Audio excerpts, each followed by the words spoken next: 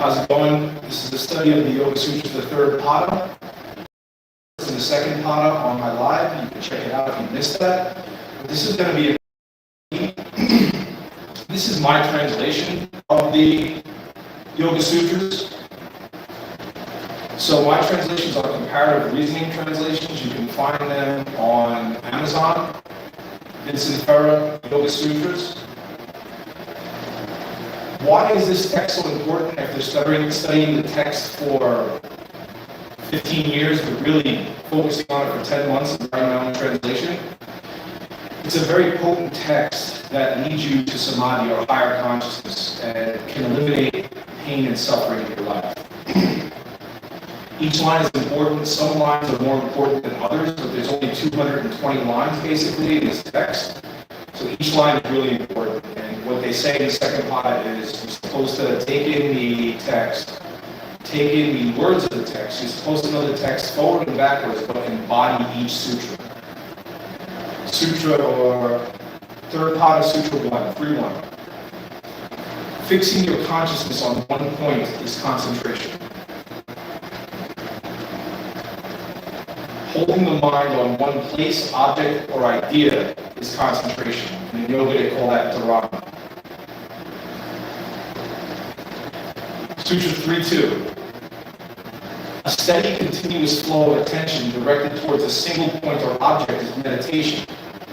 So this one's important because a lot of us meditate, and here in the Yoga Sutras they explain it very well. I like how they explain it here as opposed to a lot of the other traditions and texts. Meditation is when the inner eye remains focused on one thing continuously without interruption. Dhyana is when concentration flows without interruption. Sutra 3-3. When the object that appears in the eye shines forth in truth and without conceptual judgment, this is samadhi. So when you can see the object in your third eye, but you're not judging it, you're just viewing it, that's considered to be samadhi, or absorption. I give 4 translations for this sutra because, again, when we get into samadhi or jhana, in the Buddhist states they call it jhana, and you can also call it rapture if you want, but I think samadhi and jhana get a lot more into detail on what it is. The second translation is, when you see reality or the object of meditation for what it is without projecting your own mental properties onto what you view, it is samadhi. The third translation for Sutra 3-3, if you're hearing these sutras, it means you have good karma. Just hearing one line of the sutras can change the path of your life to go to a place of more happiness and peace and less pain, physical pain, emotional pain, and mental suffering. The third translation here, samadhi is when the object meditated upon and the meditator become one, as if there's no separate mind. The fourth translation for Sutra 3-3, where the object alone illuminates the consciousness and appears devoid of external form, that state is samadhi. Sutra 3-4. When concentration, meditation, and oneness are focused upon one thing, this is called samyama.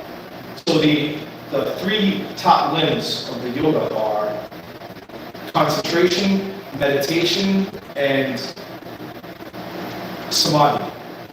So those are the top 3 limbs. When you practice all 3 at the same time, it's called samyama. Perfect control of mental concentration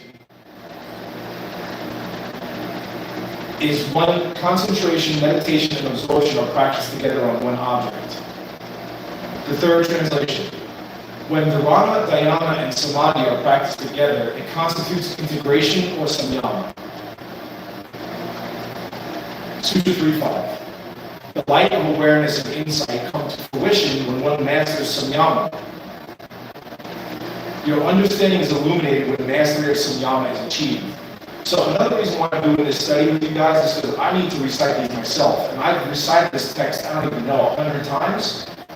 And these sutras are so important, but once you embody them, you have to maintain that state. If you don't maintain that state, you fall back into samsara, the cycle of pain and pleasure, the cycle of suffering.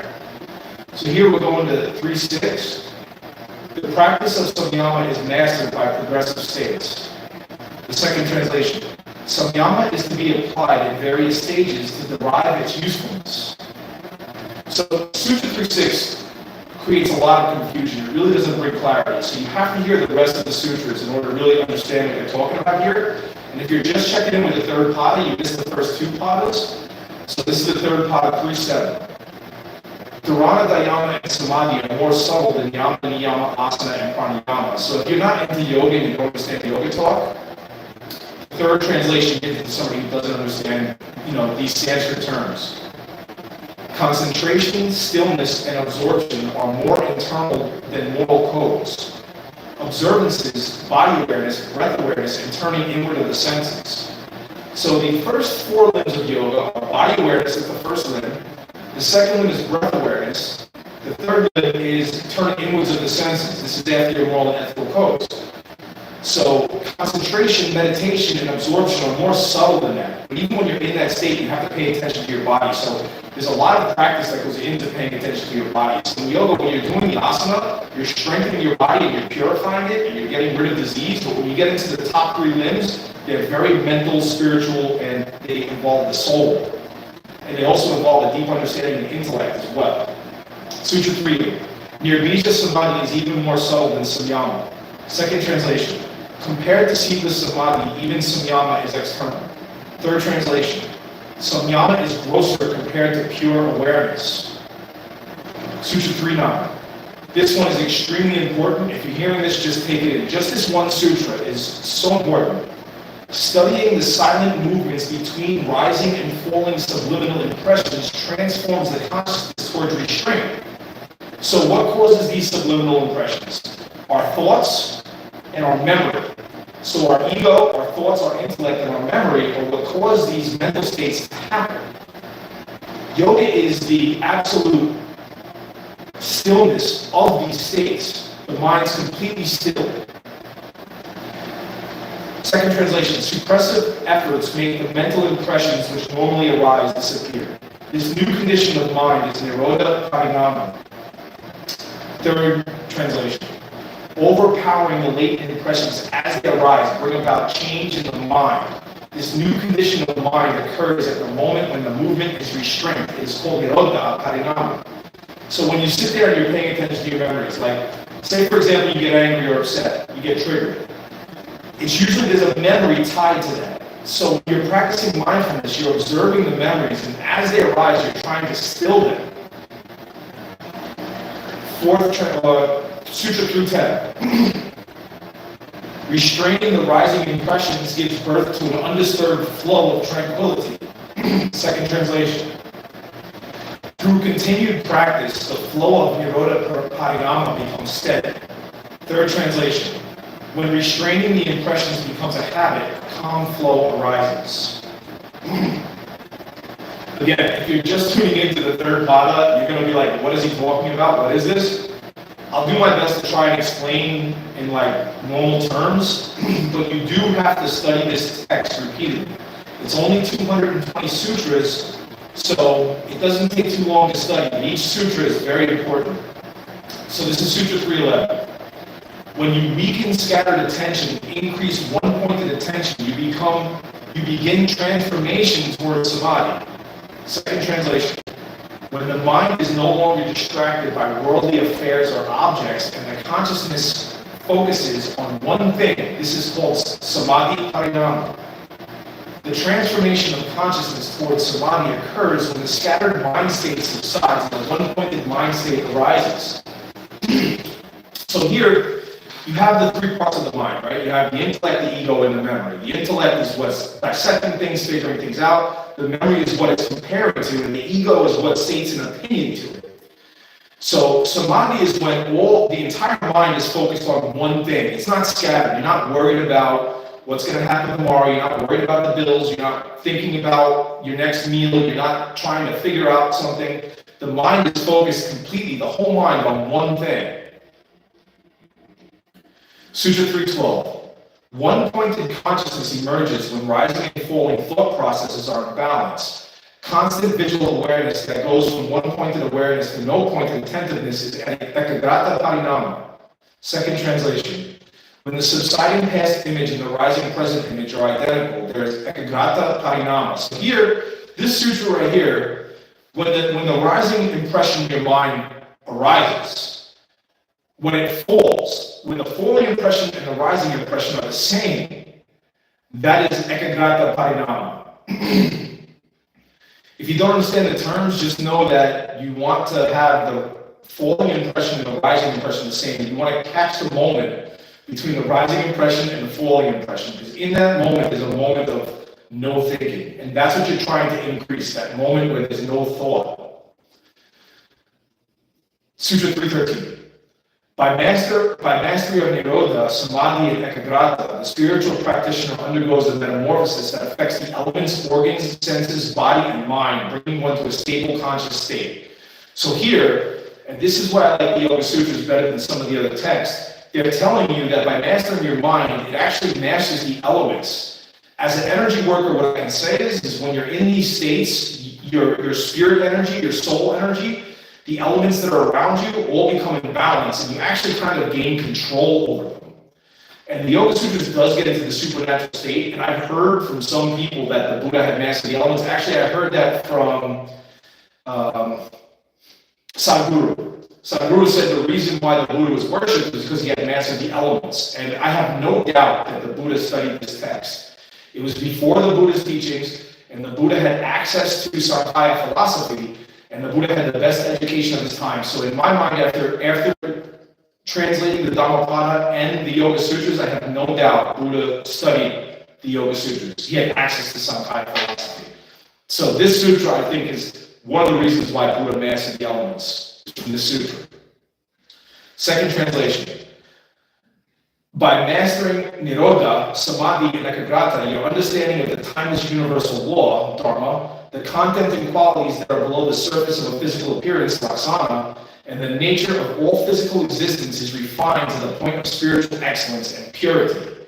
As a result of this transformation, your body, organs, senses, mind, and elemental body transform into a higher, more stable, and aware state of consciousness.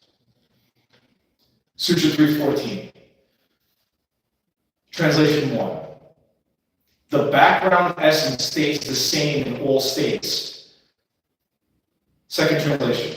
The substrata is what continues to exist and maintain its characteristics through rising, manifest, and subsiding states. Third translation. The nature of consciousness stays the same in the past, present, and future. This Sutra 314 is just so important. What they're saying is everything is changing, but underneath all the changing stuff, the consciousness is an ongoing existence that stays constant through all mental states. And what you want to do is be aware of that state of existence. So here we have Sutra 315. The difference in the order of events creates different transformation in mind and objects. Second translation. Progressive sequential changes cause distinct changes in stages of evolution. Third translation. Succession of these different phases causes particular change in consciousness. So basically what they're saying here is that you think that all the events that are happening differently, but really it's just the same event with a different order happening over and over again.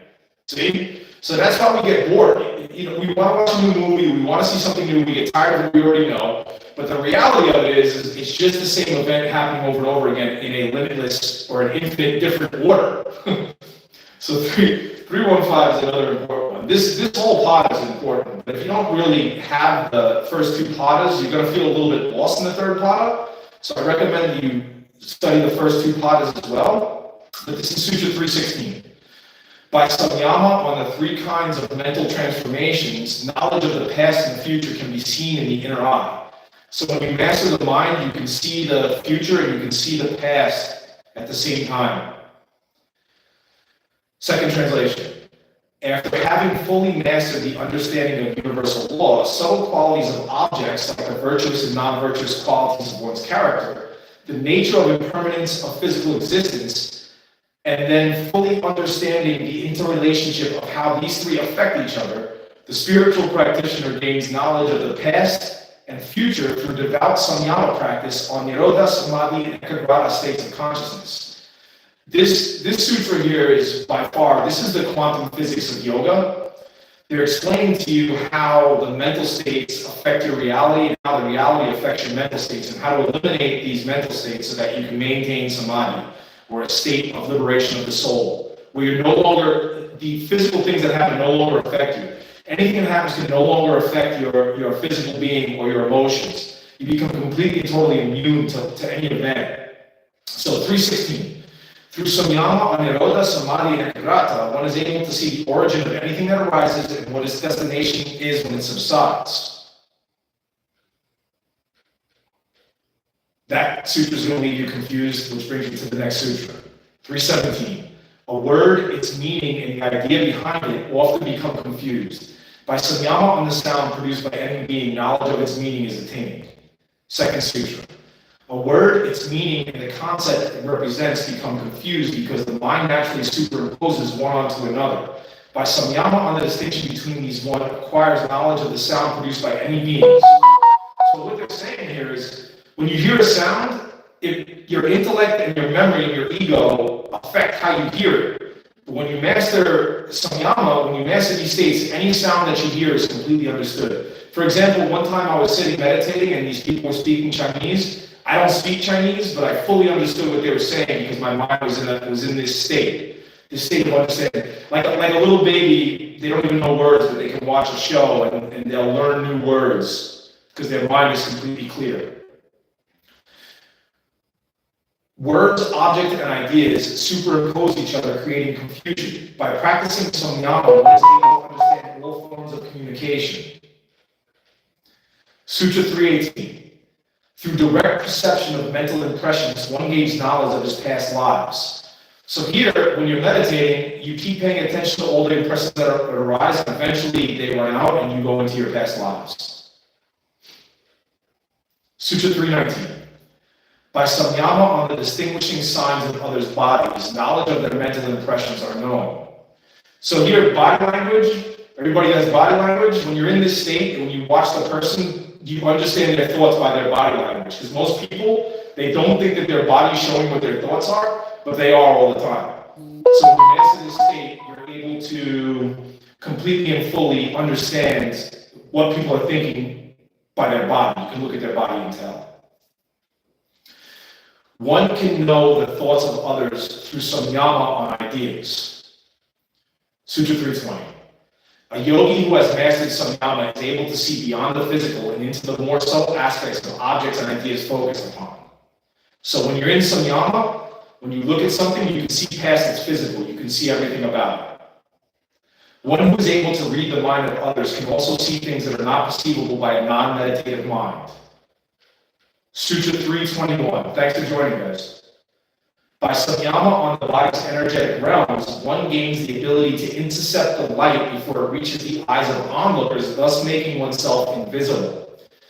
So here, when I was walking into supermarkets and I didn't want to be seen, what I was practicing is not letting the light that reflected off of me go into other people's eyes. So you can keep the light from going into other people's eyes and become invisible.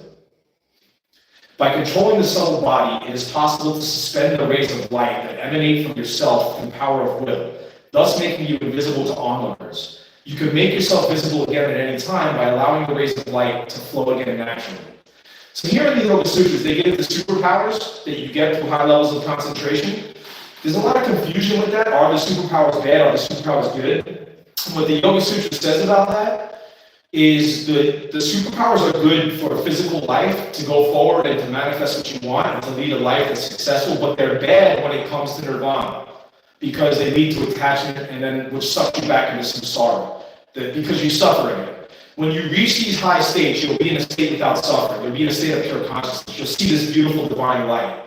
Then when you drop back into these states through attachment of the senses into the physical world, it brings you back into samsara. And that's all fine. But then when you go into these states of pain and suffering, each time you go into it, you have to think about it. You have to discern it. As you discern it, you start to see that we're actually causing our own suffering. We're all connected, so other people's suffering affects us. But when you master samadhi, other people's suffering doesn't affect you anymore. You transcend suffering and pain. Sutra 322. Through samyama on the subtle realms, one can manipulate the flow of the energies perceived by the senses. Second translation, by focusing on the various realms of energy, one may also acquire the ability to arrest sound, smell, taste, form, and touch. Sutra 323. The effects of actions are immediately manifesting or slowly manifesting. By samyama on your actions, you will know what fruits they will bear. You will learn the exact time of your death. Sutra 323. By samyama on cause and effect, by focusing everything you have, your mind, your spirit, your soul, your awareness on cause and effect, karma, and or warning signs, omens, knowledge of one's time of death is known. So when you're at this level, by the events that happen, you know when you're going to die. I was told by one of my teachers that when one of these high-level practitioners is going to die, he sees the omens, and he goes into a forest and meditates. In the Tibetan culture, they actually put butter on the master's chest to see if his soul is still in his body. And some of the masters, 2 days after they die, their soul is still in their body. Sutra 324. By perfecting kindness and virtue towards all beings, one gains moral and emotional strength. Sutra 324. By concentrating on friendliness, love, and wholesome virtues, the power to transmit them is obtained. Sutra 325. When one does samyama on a creature and the qualities it possesses, one acquires that creature's abilities. Sutra 325, second translation. By samyama on strength, one develops physical strength, grace, and the endurance of the elephant. Third translation. Through samyama on the strength of the elephant and other powerful animals, the yogi attains their strength. So here, when you're doing your asana, when you're working out, if you meditate on an elephant, you attain the strength of the elephant and the grace of the gazelle. Sutra 326. By viewing things in the light of his inner eye, the yogi can know anything about whatever he does samyama upon. So here, the mind is the only thing that moves faster than the speed of light in the known universe. There might be other things, wormholes, black holes, so on and so forth, but the mind can move faster than the speed of light. If I focus on Mars right now, my consciousness goes to Mars. If I focus on my sun, my consciousness goes to my sun. And when you master these states of consciousness, whatever you focus your mind on, you know everything about it. Astral viewing. Occult wisdom is revealed to the yogi. Fourth translation. Concealed things, small or large, near or far, are revealed to the yogi. So when you master these high states of concentration, you know anything you focus your mind on, you know everything about it. Sutra 327. One gains knowledge of the solar system through samyama on the sun. So here, if you meditate on the sun, you learn the solar system. I think that's a little bit outdated for now. It's not really an important sutra. Sutra 328. Through samyama on the moon, one learns the stars and constellations. Yeah, this was 2,600 years ago, where they didn't have telescopes and there's all the knowledge we have of the universe that we have now. So these sutras are kind of outdated. They're not even really necessary anymore. By samyama on the pole star, one knows the course of destiny. So if you meditate on the pole star, you can see how your actions are going to affect your destiny. Sutra 330. By samyama on the navel, you acquire knowledge of the inner workings of the body. So this one's important. When you focus on the navel chakra, you gain all the knowledge of how the inside of your body works. As an alchemist, this sutra really helps me knowing how the chemistry of your body works, being able to control the adrenaline flow, being able to control the glands in the body, being able to affect the chemistry in your body through power of thought. So you start by gaining all awareness of what happens within your physical body by focusing on the navel. The constituents of one's body are known through samyama on the navel. Sutra 331. By samyama on the pit of the throat, one is able to overcome hunger and thirst. This one is important. This is another one that you really have to stick to. That's why I'm studying the sutras over and over again. Because you have to know all of them and embody them. And as soon as you lose focus or watch a movie or something like that, you lose it. But just hearing one line can change your destiny. Sutra 331. By samyama on the pit of the throat, one is able to overcome hunger and thirst. The cessation of hunger and thirst is achieved by samyama on the pit of the throat. So you can focus on this part of the throat right here. It's this part. You focus on this part and you can overcome hunger and thirst. You no longer get hungry or thirsty. Sutra 332. One can attain motionlessness in a meditative posture by samyama on the space 1 inch down and a ½ inch inside from where the 2 collarbones meet the breastplate, the Karma Nadi. It's right about here. By focusing on this point, you can remain motionless during meditation. Second translation. By samyama on the Karma Nadi, a subtle tortoise-shaped tube at the pit of the throat, one is able to make their mind firm, sturdy, and steady.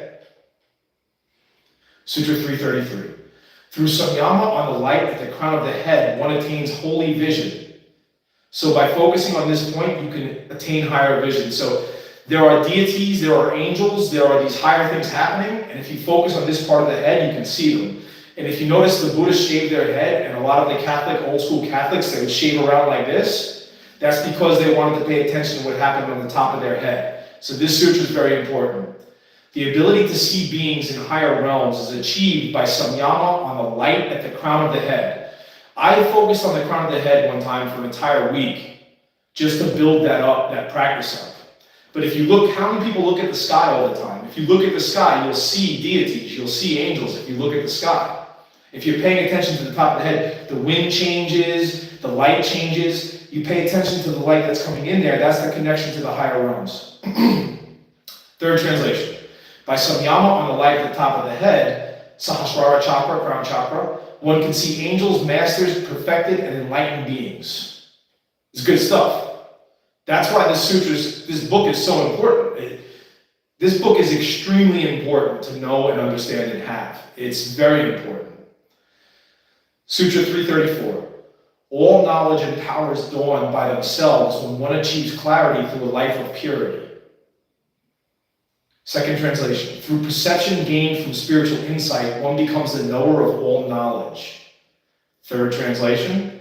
When spontaneous enlightenment occurs, the yogi is capable of knowing all that is knowable. So here, the yogic processes are all about purifying. They're about purifying the mind and purifying the heart. Because the mind and the heart are connected. The soul is found in the heart. There's a connection between the mind and the heart, but a lot of the qualities are found in the heart, not just the mind. So you have to use the mind to purify the heart. But when you practice your practice properly, the heart purifies itself from defilements. When it's completely pure, perfect awareness naturally arises.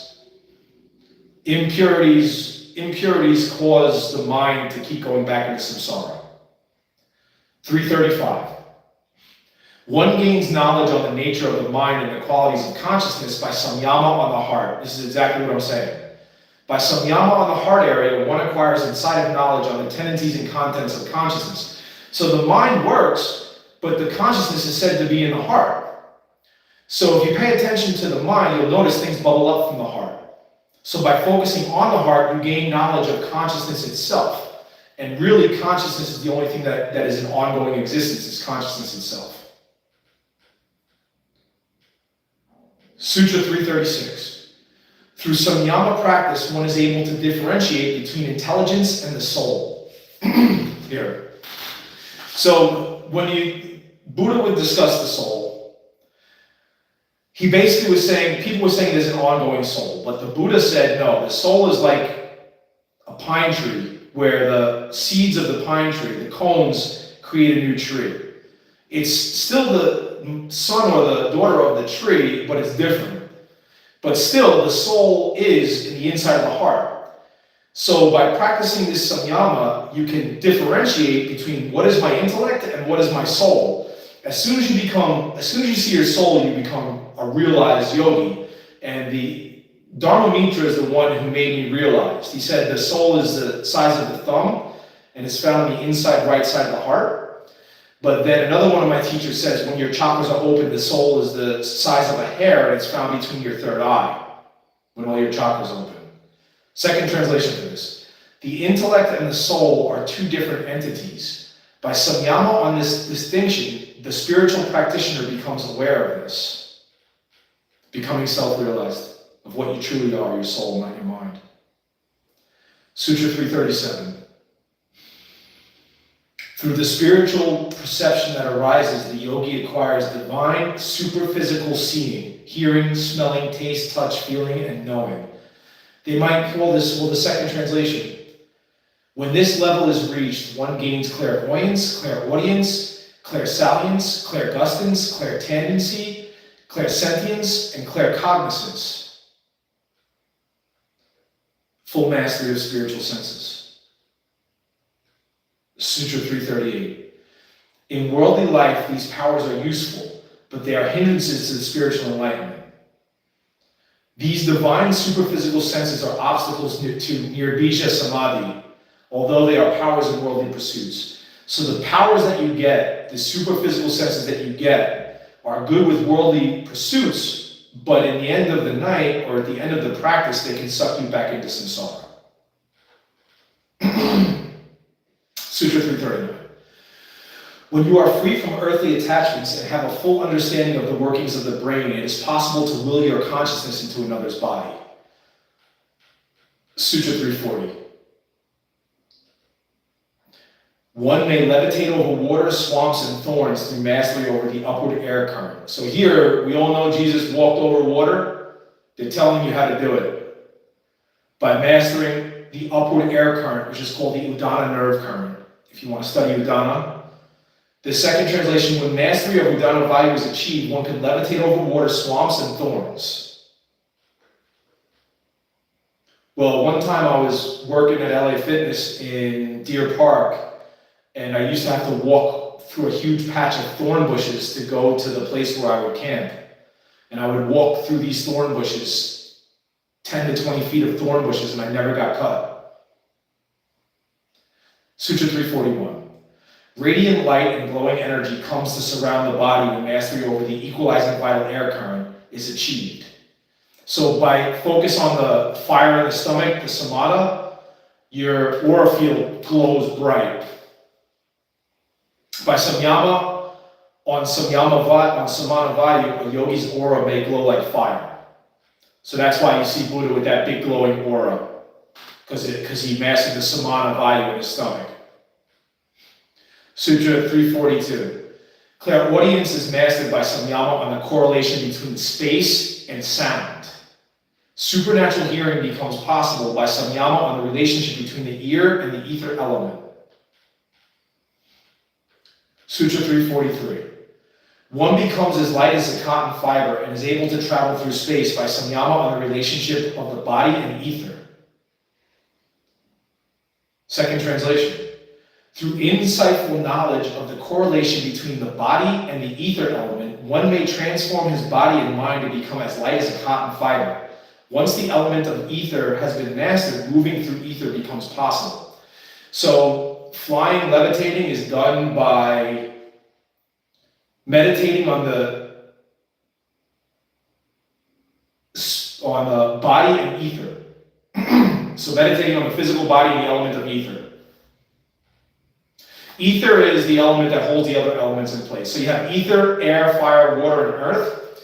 But ether is in space. Ether is bendable, like how Einstein says there's time-space. So ether is actually almost liquidy. Sutra 344. The veil covering illuminated wisdom is destroyed by samyama on the correlation of consciousness inside the body and outside the body. So this is one thing that everybody should know. When you're meditating, you want to focus on what's happening within you and what's happening outside of you. And when both of them become one, then the veil that blocks illuminated wisdom is destroyed when you master that. So when you're focusing on it, the latent impressions that arise and the thoughts that arise, you're supposed to examine them and then start to create space between the thoughts. And that's how this starts to arise. Second translation. By concentrating on waves, frequencies, and patterns inside and outside of the body, knowledge is obtained on the connectedness of everything, and the ignorance concealing the light of the soul is destroyed. Yeah, take that one in. This has to be studied, and all four padas have to be studied. 345. By samyama on the elements, their mass, gross form, subtle form, interrelationships, and functions, mastery over them is gained. Second translation. One may gain mastery of the elements through samyama on their qualities, forms, correlations, and purposes. Sutra 346. Mastery of the five elements brings perfection of the body and leads to extraordinary powers. These powers include the ability to make oneself small and to resist outside forces. Sutra 3.2. This is for the highly attained beings. 346, translation 2. Bodily perfection, the ability to resist the play of the elements, overcoming the natural limitations of the body, and the power to make oneself minute, are attained from mastery over the 5 elements. Sutra 347. Beauty of form, grace, strength, compactness, and the quality of a diamond constitute bodily perfection. Second translation for 347. Bodily perfection consists of beauty, brilliance, grace, strength, robustness, lightning-like vigor, and the adamantium hardness. Sutra 348. Mastery over the sense organs is attained through samyama on the interrelationships of sense perceptions, objects of perception, and the ego. Second translation. By samyama on the conjunction of the process of knowing the ego and the unbiased reality of what's known, mastery of the senses is gained. That's why I give 4 translations for these sutras, because one translation just isn't enough, and you also need to talk about it and understand with a commentary. So if you have questions, please ask below. Thanks for joining. The third translation. Through samyama upon the power of perception, the true unbiased nature of the object perceived, the sixth sense of the mind, and the correlation of all sense data, mastery of the senses is achieved. Fourth translation. By insight gained on how the ego projects itself upon the cognitive functions of the brain, one can constrain the mind from projecting opinion, self-centered views onto reality. Then one sees things for what they are. So here what they're saying is, when you're meditating with the ego, when you start to master the mind, you start to notice that you're projecting your own opinions onto reality. And when you do this, you no longer project your own opinions onto reality, and you can see things for exactly what they are. And the Buddha calls this perfect vision. And the Buddha says the Eightfold Path is the only way to perfect vision. But this, in the yoga, it's not the Eightfold Path, it's the 8 limbs of yoga. But if you dissect them, they're the same thing, really. Yoga is superior in a couple ways because it has asana, and the Buddha's teachings are superior in different ways, especially if you're intellectual. So if you're more intellectual, you're probably better off taking the Eightfold Path, but if you're... They're both good, but the Buddhist path is better for the more intellectual people. The yogic path is a balance between physical and mental. Here, 349. By mastery over the senses of perception, the speed of one's body, senses, and mind match the speed of the soul, and the yogi gains control over the fundamental forces of physical existence. Second translation. When the senses are mastered, the body moves as fast as the mind. When the yogi needs no external support, he gains control over matter. Third translation. From that, the body and mind move harmoniously with the soul, giving the yogi great speed that is not hindered by external sense stimuli. He also gains power over corporeal matter. Now here, as a martial artist, when your mind, your soul, and your body are one, you move as fast as you can think. So you gain ultimate speed. I've hit times like that. 350. Only one who knows the difference between the intellect and the soul attains ultimate knowledge of all existence and manifestations. Let me read this one to you guys again. Only one who knows the difference between the intellect and the soul attains ultimate knowledge of all existence and manifestation. So in yoga, it's omniscience and omnipresence. And that ultimately was what the Buddha had attained. He attained omniscience and omnipresence, mastery of the elements, knowledge of what happened to him before his birth. So this is how you do it. Second translation. Through recognition on the difference between the intellect and the soul, you may attain all-powerfulness, omnipotence, and all-knowingness, omniscience. I actually give 5 translations for this sutra because it's really important. When one has a complete understanding of the distinction between matter and spirit, mastery over all that exists and knowledge over all things is gained. We'll give 3 translations today. So we'll move on to Sutra 351. When the seeds of bondage have been destroyed and the yogi renounces these powers, he may achieve eternal emancipation.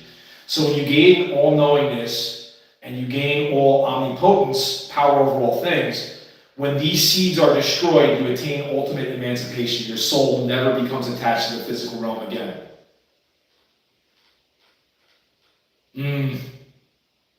That's why there should be discussion on these things. Sutra 352. The yogi should not take pleasure if contacted by a celestial being because it may create unwanted attachments. So when you're in these types of consciousness, if you're contacted by an angel or a deity, you shouldn't take pleasure in it because it'll suck you back down into samsara. Sutra 353. The yogi gains wisdom free from the limitations of time and space by practicing samyama on one moment and the continuous flow of moments. By samyama on quantities of time and their sequence, you realize that the moment is unconditioned reality, while the sequence of moments is conditioned reality. So you start to realize that you're limiting yourself by not attaining these states. But when you attain these states, your limitations are gone. You realize that your actions, your words are creating your past and your future. Sutra 354. When this wisdom dawns, the yogi is able to see everything about whatever he does samyama upon. This includes seeing both ends of the spectrum of duality, positive, negatives, pleasures and pains, the beginning and the end, or whatever is on his mind's eye. So picture you have a coin.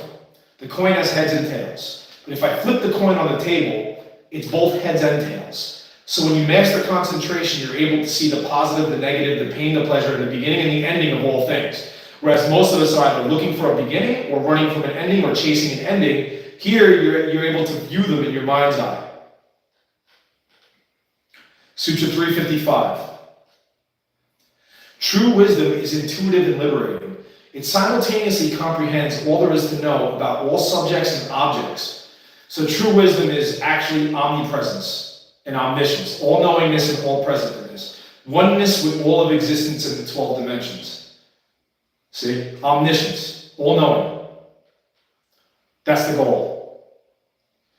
356. When the intelligence becomes as pure as the soul, the yogi has reached liberation. So the soul itself is pure consciousness. When your intellect becomes as pure as the soul, you're fully liberated from samsara. Ultimate enlightenment, ultimate samadhi. But even that, even the fact that I'm saying that, that places a seed. That seed causes you to drop back down into samsara.